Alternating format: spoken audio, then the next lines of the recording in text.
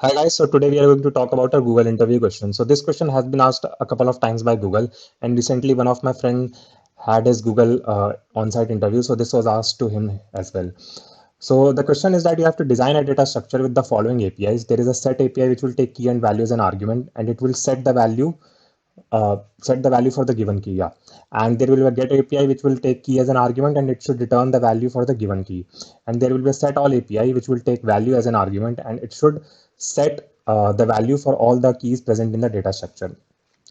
And all these methods should work in order of one time. That is, the time complexity of all these three APIs should be O of one.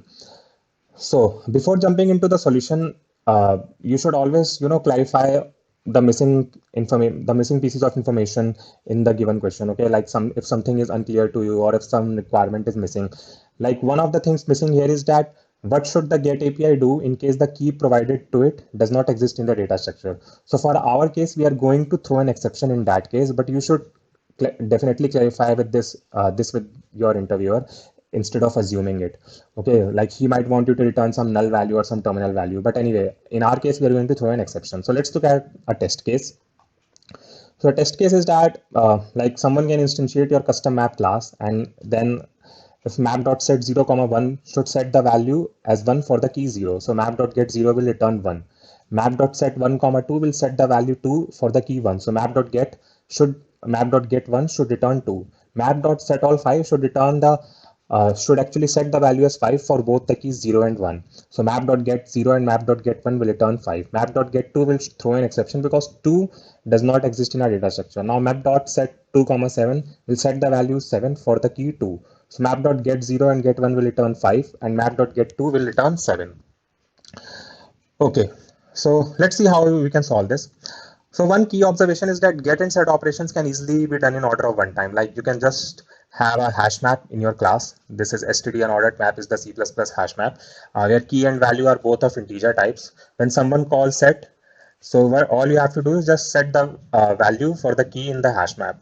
And for get API, we can first check if the key exists in the hash map. If it does not exist, we will throw an exception, key not found exception. And in case it exists, so we simply return the value for this key from the hash map. So these two APIs this way will work in O1 because time complexity of hash map is O1.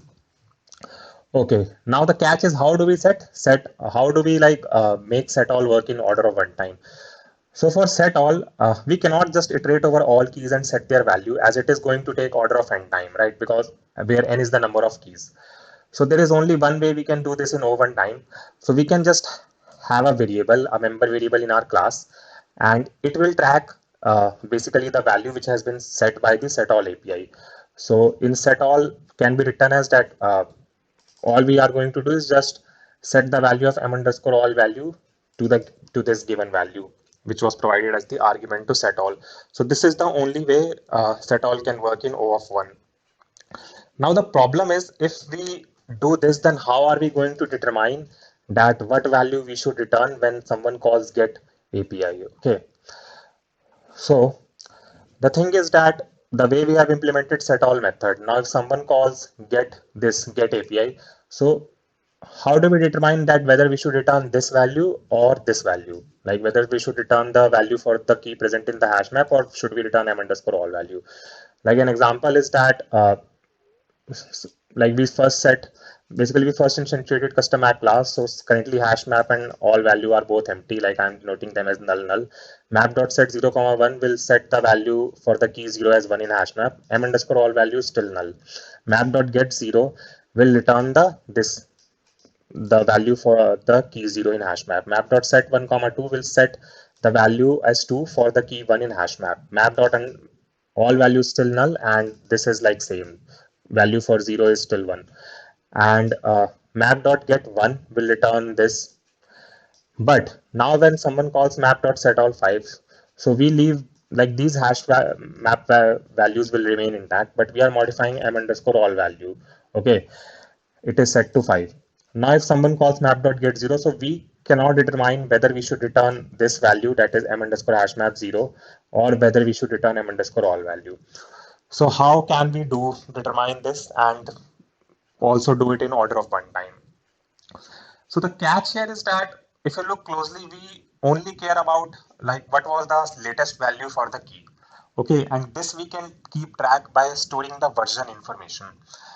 Like we can have a so let's look into it. Like what we can do is that we can have a version m underscore version member variable in our class. This is going to denote the latest version of the class. Okay, and in our hash map, what we can store is that like it would be the key would be key and the value would be a pair of version and value. Okay, so this version is going to denote that at what moment the value for this key was set by the set API of our class. Okay, and whenever we have to now this like makes it easier to implement get API, that whenever we have to someone calls the get API, so we check what is the version present for this key in our hash map, and if that version is equal to this latest version, then we return the value present in this hash map. Okay, if this version is less than the latest version of the class, then it means we should return this value m underscore all value. Okay, in case you did not understand it, let's look at it with the help of an example. So the example is same, like we first instantiated custom map. So hash map is null, that is empty. M all value is also null. M version is 0. Now someone calls map.set 0, 1. So what we are going to do is that map will set the value for the key 0. So this is denoting version, that is version is 0, and this is denoting the value 1. These two, this is null and this version is also 0. Now map.set 1, 2. Okay, so this will store the value for key 1. So for key 1, the version is 0 and the value is 2. All value and m version are still same. Now someone does map.set all. So at this moment, this hash map will remain the same. We will modify the value for this all value member, that is, we will set it to 5, and we will also upgrade the version. So the way we are upgrading version is just we are incrementing it by 1. So m underscore version has become 1 now. So this means that the latest version of the class is 1. Okay. Now, if someone calls map.get0, so in this we first determine what was the version for what is the version for the key 0 stored in this hash map. So that version is 0, which is less than the latest version. So it means that we should return this m underscore all value. This means that, so this version information actually tells us that the set all API was called after this set key was called, set key method was called. Okay, and in case the version is same, so it means that set key has modified the value which was set by the set all API. So in like for this case map.get0, we will return m underscore all value, that is 5. But let's say someone calls map.set 0, 7. So in that case, we will basically modify the version for this key 0 and also the value. So now if someone calls map.get0, we will again check the version for this key in this hash map. So this version is equal to m underscore version.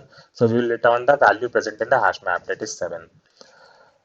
So let's look at the implementation for this.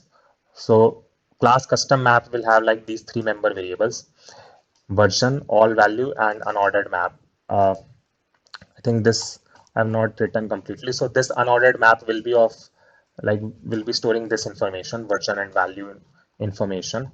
Okay, yeah.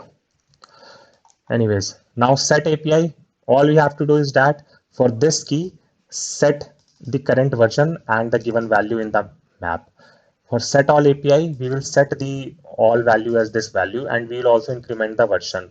Okay, and in get API, we will first check whether this key exists in the hash map. If this does not exist, then we will throw an exception. If the key exists, then we have to check whether the value present in the hash map is the latest value or not. So what we are going to like, we get the version and the value from the hash map. And if this version in the hash map is equal to the class's version, so it means the value is the latest in the hash map. So we return this value. Otherwise, we return the value set by the set all API. So in this way, like all of these methods are working on the order of 1, and we have taken care of all edge cases. So yeah, I think that's mostly it. So this syntax, in case you didn't understand it, so this is the latest C++17 syntax. It is also known as structure binding, so you can read about it. So I hope you guys understood how all these 3 APIs are working. So thank you guys for watching. Please do not forget to like, subscribe, and comment on this video, and I will see you all next time.